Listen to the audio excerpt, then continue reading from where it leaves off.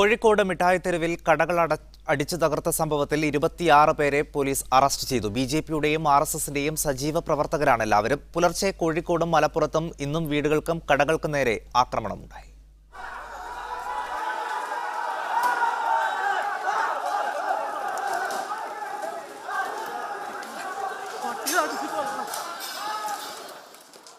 മിഠായിത്തെരുവിലെ കടകൾ അടിച്ചു തകർത്തതുമായി ബന്ധപ്പെട്ട് 19 സംഘപരിവാർ പ്രവർത്തകരെ ഇന്നലെ വരെയും 7 പേരെ ഇന്നുമാണ് അറസ്റ്റ് ചെയ്തത്.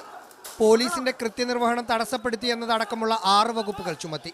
മിഠായിത്തെരുവിലെ CCTV ദൃശ്യങ്ങളും മാധ്യമങ്ങളിൽ നിന്ന് പോലീസ് ശേഖരിച്ച ദൃശ്യങ്ങളും പരിശോധിച്ചതിനു ശേഷമാണ് പ്രതികളെ വീടുകളിൽ നിന്നും ഒളിവിൽ കഴിഞ്ഞിരുന്ന സ്ഥലങ്ങളിൽ നിന്നും പിടികൂടിയത്. യുവമോർച്ച സംസ്ഥാന സെക്രട്ടറി ടി റിനീഷ് അടക്കമുള്ള പ്രതികൾക്കായുള്ള അന്വേഷണം തുടരുകയാണ്. ഹർത്താലിന്റെ മറവിൽ സംഘപരിവാർ പ്രവർത്തകർ അഴിച്ചുവിട്ട അക്രമം കോഴിക്കോട് മലപ്പുറം ജില്ലകളിൽ ഇന്നും ഉണ്ടായി. പേരാമ്പ്ര കണ്ണപ്പൊയിൽ CPM പ്രവർത്തകനായ രാധാകൃഷ്ണന്റെ വീട്ടിലേക്ക് പുലർച്ചെ 2 മണിക്ക് ബോംബെറിഞ്ഞു. ജനൽ ചില്ലുകളും വാതിലുകളും തകർന്നിട്ടുണ്ട്. മലപ്പുറം ചേളാരിയിൽ BJP പ്രവർത്തകന്റെ കട അടിച്ചു തകർത്തു. പുലർച്ചെ 3 മണിക്കായിരുന്നു സംഭവം. 2 ലക്ഷം രൂപയുടെ നഷ്ടമുണ്ടായതായാണ് കണക്ക്. മീഡിയ 1 കോഴിക്കോട്, മലപ്പുറം.